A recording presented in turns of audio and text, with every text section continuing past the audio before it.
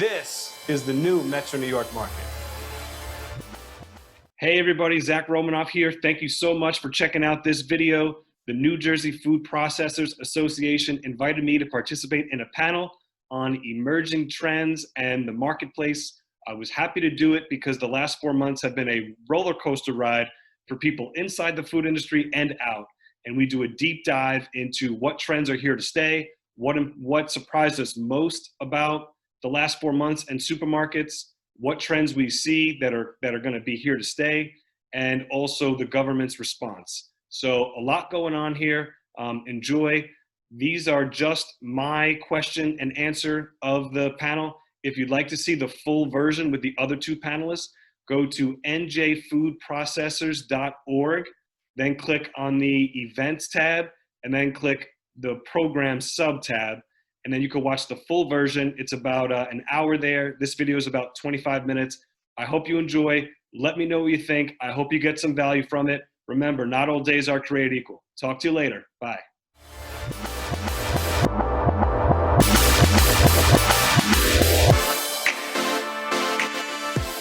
So I want to introduce to you Linda Doherty, President and CEO of the New Jersey Food Council and strategic partner on the board of the New Jersey Food Processors Association.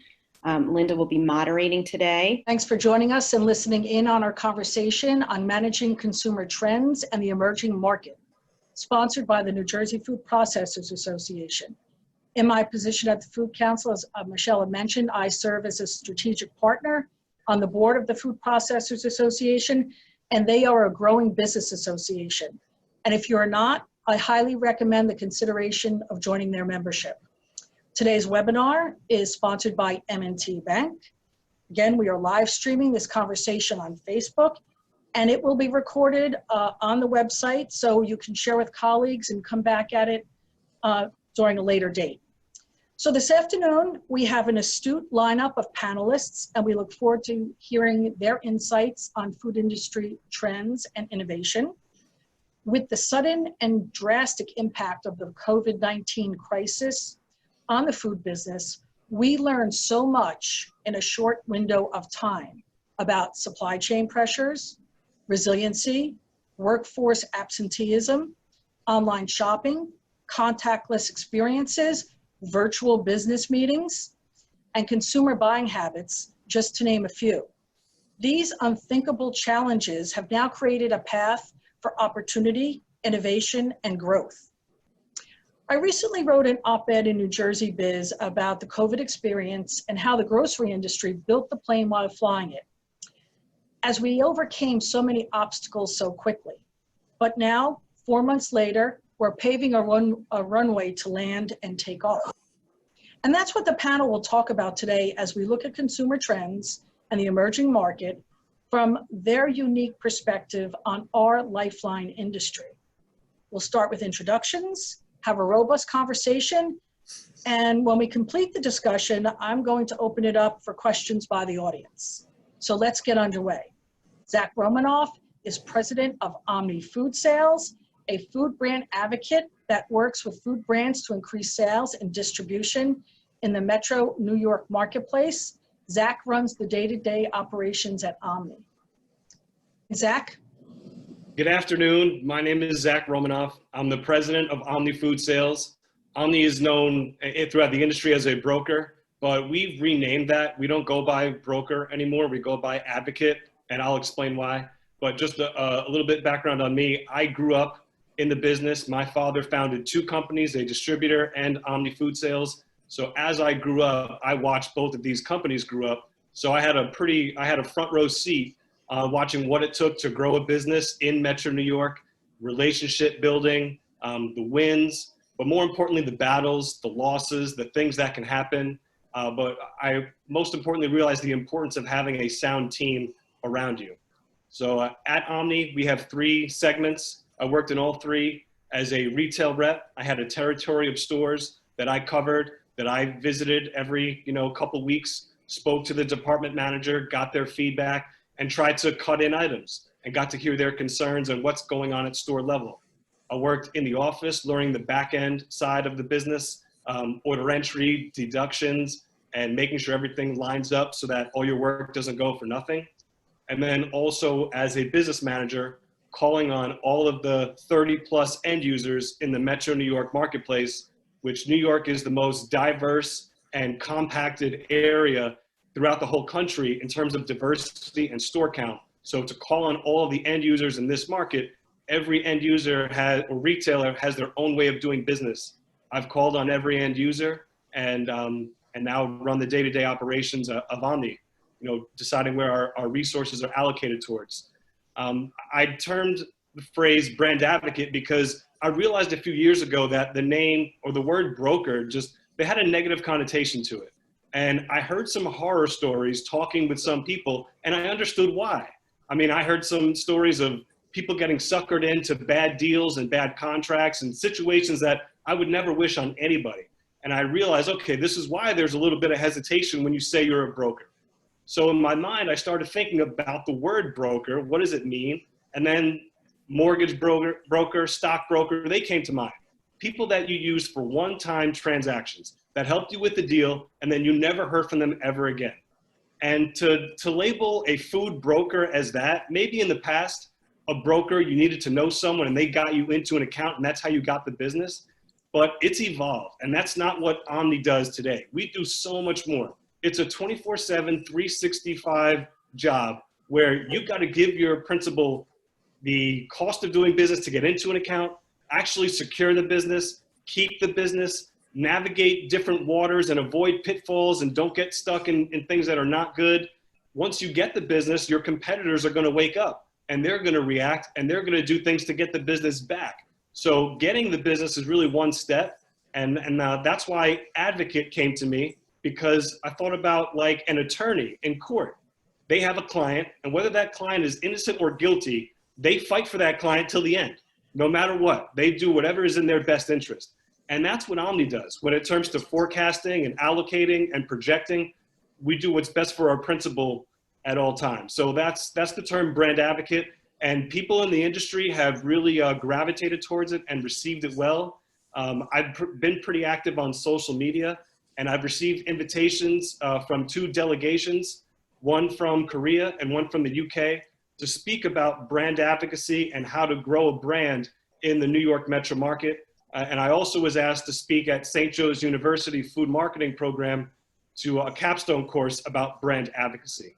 Well, thanks, Zach. This will be our first question.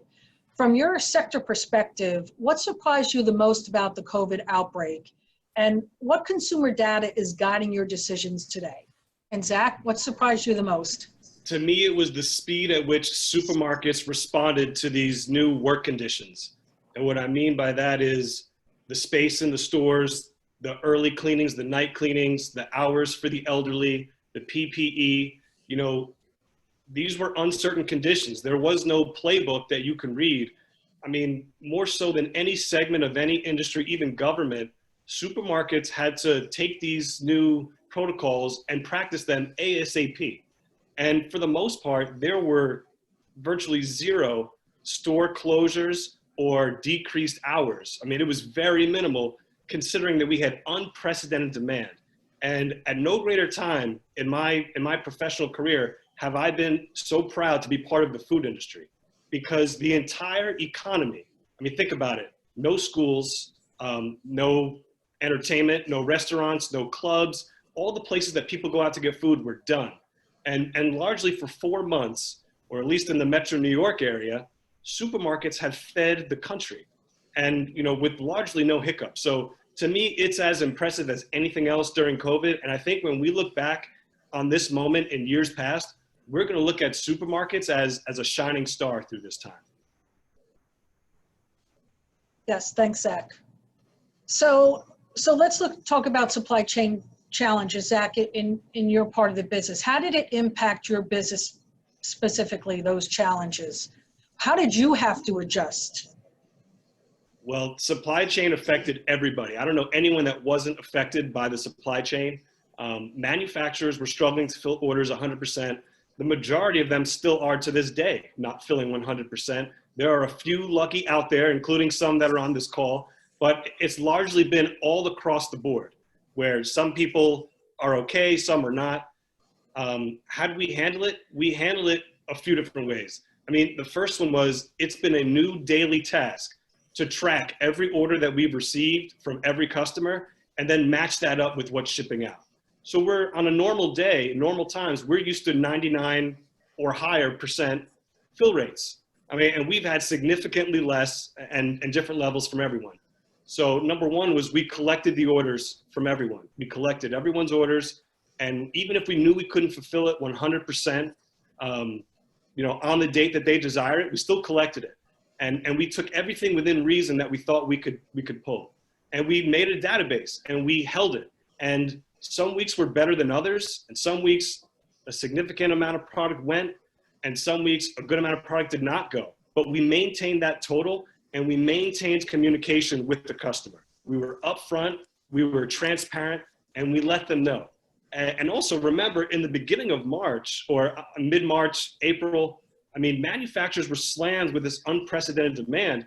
They didn't even know where they were going to send product. So the supply chain was wild. We maintained the communication on both sides. And as we maintained this communication, trust grew. And as the trust grew, more product was ordered and more product was given. And then gradually, we got things to a better level. So we're still crawling out from some backhauls, from some piles of orders. We're still digging out, getting them back into stores. But it's been a wild time. I mean, starting out, New York, New Jersey was the hotbed. This is where everything was going on. And other parts of the country saw the closures and saw the protocols, and they were like, wow, like that's wild. Okay, but we're getting really big orders. Do what you got to do. And then as time went on, COVID spread around the country, and now those manufacturers are dealing with it too. Now we're all in the same boat in this together. How are we going to deal with this unprecedented demand, and how are we going to keep all of our customers satisfied in these incredible situations? So we asked for a lot of transparency. We asked a lot of our principals to put letters together on their company letterhead with a state of what's going on, what items are on, what items are off, what's the status. And for better or for worse, we let our customers know that. And it's not always what they want to hear, but we let our customers know what they could expect of us. So Zach, as a brand advocate, how do you communicate when many of your suppliers and your customers have a stay-at-home emergency order? How do you remain relevant right now during a global pandemic in your part of the business? Well, the number one word is the F word, fulfillment. Everybody wants orders being filled. So the best job that you can do with that, that's the number one thing. But that is the name of the game. Everybody wants their product. And if you can't order it, fulfill it 100%, then people just want the lines of communication to be open. So transparent communication on both sides. And we did that, like I said, for better or for worse. In terms of suppliers, Omni's principals, Omni sent them or had phone call weekly updates where we put together PowerPoint presentations of what's going on in the market. And this was really key at the beginning because, like I said, not everyone was experiencing this the way that the Northeast was in the beginning. So our team put together feedback from supermarket owners. We even included, in our area, there were some $1 million supermarkets that owners passed away from COVID. There were some other staff that got sick and are no longer working and also passed away. There were people that I sat in meetings with less than a month before COVID started that have now passed away. So we documented all these things along with the protocols that were going in place in stores, as well as pictures showing like the limits, buy one item, buy two items. Our manufacturer partners couldn't believe it. They were like, oh my goodness, we knew the orders were unprecedented, but they couldn't believe that they were still getting gargantuan size orders and people were being limited to 1 or 2 packages each. And that was a reality. So we brought them into the fold with us and we explained what we were dealing with. Secondly, about staying relevant, our team has weekly calls and we were, about 2 months into COVID, a lot of our team members were saying, hey, we want to do something to make a difference to help. A lot of people can just go on a website and donate money, but our team wanted to get on the front lines. So we put out letters to all of our principals and we asked for donations. We got a good amount back. We got them all, and then we mixed them all up and put together care packages. And our team went out to different shelters, to different hospitals, to fire stations, literally all kinds of first responders, and we gave them these packages. And we, documented it, sent it back to our principals, and they loved it because they got to see people that, had masks on at the beginning when people didn't really know what COVID was. So that's what we did for like on the supplier side. And then with customers, again, maintaining transparent communication. We took every order that they wanted to give. And remember, it went a little bit crazy. The first month or two in, there was panic buying, and there were some people in the industry that spread these rumors that there was going to be a meat shortage. Now, I wasn't appreciative of those claims because I don't believe our country was close to a meat shortage. I believe those brands were in trouble getting shut down by the USDA. But regardless, there was panic buying going on, and we had people just placing POs, and it didn't matter. Just here's 10 POs. When can you fill it? When can you send it? So we took every product, and then it became a daily exercise, communicating. I can't tell you how many allocation phone calls we were on because this unprecedented demand hit virtually all of our principals, and they didn't know where to send the product. I mean, they didn't really know where to send it. So if you didn't have someone that was aggressively and relentlessly calling and asking your regional and your director and your VP for product, you were going to get cut. Your customers were not going to get product that week. So it was a wild time. I mean, I really don't know what to say, but just in summary, we over communicated. We had daily communication open, and that's how we stayed relevant. Move this to the contactless and frictionless experience, and we're seeing that surge of online shopping. What about you from your perspective? Well, the contactless and frictionless experience, absolutely. Everybody wants it. I mean, we saw this before COVID. We saw the self-checkout machines starting to appear in stores. But has anyone else experienced going through those machines and it freezes up, or it can't read your brand of fruit, and then you need to stop and wait and someone has to help you with it? I mean, I experience that quite often. So I think the technology can get better with self-checkout. I think it's a matter of time before it does. And then there's further ways to innovate. I mean, just because you're going to have self-checkout and not have cashiers there, why don't you re-educate and train and put those people back into the stores and let them be product experts? Let them be floating around the store, easily accessible with shirts that say, "Hi, I'm here to help. Ask me a question." Or even put a blue light up where you, like on a college campus, you hit the blue light and then someone comes to help you. And again, that helps. You don't have this buildup of people at the register, and it helps people to enjoy the overall experience of shopping in the store. Thank you. So now let's look at how has this crisis incentivized innovation in your segment of the business? What we had for the last 4 months was a tremendous amount of pressure was put on retailers. We saw that online food delivery services were completely overwhelmed, out of stock, not ready for the demand, and you're waiting for days or weeks or can't even place an order. So we know that technology is going to get better to handle the next COVID, right? We all know that the technology online, you will be able to order, better online. But I truly believe and also there are some easy technological, innovations that we could see, like having store counters that know who's in the store at what time, how many people are in the store at one time, and other things like that. But I truly believe this is an opportunity for supermarkets to realize that the biggest area of opportunity for innovation is customer service. Similar to the Apple store, when you go there and you have a problem with your phone, they literally don't let you leave until your problem is solved. They have a genius there. They answer your question. I think the level of customer service at an Apple store is phenomenal. And a company like Apple, people say they could have gone fully automation and they could have gone, people less. And there's a lot of companies that subscribe to that business model. But I think really people want to talk to people, and people want to go into stores and they want to talk to someone.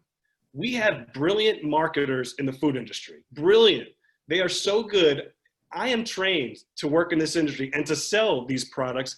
And I go to stores And I get confused and lost based on the attributes and the false advertising and the large, colorful claims that some products have. Are these equal? What's the difference? What if there was an expert that was easily available that could help you, that could make your experience that much better? I mean, think about it. Wouldn't you like to hear from your local store's store manager? Like to get an email from him and say, hey, you know what? I've got a party coming up. I'm going to have all these things. Like, do you have it? I mean, those kinds of interactions, they're just non-existent right now. And we need to do better, or else we're just going to succumb to online technology and just let it go that way.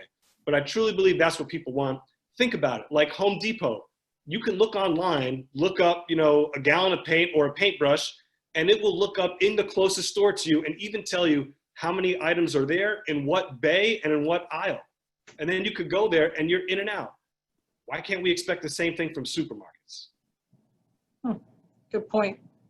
So how would you grade government in their response and their directives, and how has it impacted your business? And how about you, Zach? What do you think about government's response? I would give the government's response an A-. And that's because, and again, we're talking about the food industry only here, not about regular citizens. Food industry only, A-. And that's because there was almost zero interruption in store hours despite all the new protocols that were put into place. The government basically let supermarkets what they do and they get out of the way. And in this emergency time, that's exactly what we needed. I mean, even when you had these food shortage rumors, it was wild. I had people that were calling me up. Zach, is there going to be enough steak, beef, chicken? Do I need to go stack up? And I had to explain to them that, hey, no, just because you hear the executive of a large company say that there's going to be a supply issue or take out a full-page ad in the New York Times, they have self-serving interests for doing that. So in the end of April, when President Trump enacted the Defense Production Act and basically claimed food manufacturers were essential and basically held them harmless or gave them immunity from lawsuits from people, I breathed a sigh of relief because plants were getting shut down by the USDA, and that would have caused a problem. Now, again, we were not close to a food shortage. The rumors were, that's it. They were rumors.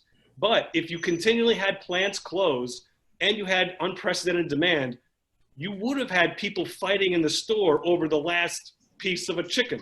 You know, thank goodness we didn't have that. So I know that this is a hard decision, and I see the points on the other side too, because at the same time, right, people weren't going to work and they didn't want to go in an unsafe environment. And the CDC and OSHA guidelines were exactly that. They were guidelines. They weren't mandatory. And that's the only reason why I didn't give the federal government or any level of government an A+. It's because some people still did and do have to subject themselves to an environment where there's not proper spacing. I mean, I've walked dozens of plants. These places are designed to cram as many people into them as possible so that you could put as many lines in there as possible and maximize your efficiency. To all of a sudden say you need to space these people out 6 feet apart, you need to have plastic dividers so that they can't, no, oxygen cells can transfer. I mean, and all the temperature checks and the excessive cleanings and the PPE costs. Under normal circumstances, you would give a manufacturer months to get in line with all this. You can't expect them to get it in line during a pandemic, during all this craziness, literally, like you said, Linda, while the plane is burning and flying down. Right. Before we wrap up, if anyone has any questions, we'll open it up. I have been asking questions on and off, but I think this next question is a good one. And these are for new processors and other new food business companies. Now that a lot of these expos are canceled and a lot of these food shows, which provided that opportunity for retailers and distributors and different chains and parts of the business to meet and socialize and try out new products. Do you have any suggestions now, as we're seeing a lot of this social distancing, a lot of these programs put on hold, that how does a business now kind of break into the industry if you're not going to have that type of experience of a public expo or a specialty show? And Zach, I'm going to start with you. I was going to say, can I answer that one? Sure, I can tell you were looking Contact OMNI Food Sales. This is why you have a brand advocate. We have relationships with the buyers the directors, the owners of the 1,500 plus stores in the New York Metro Marketplace. We've had dozens of brands reach out to us and send us samples.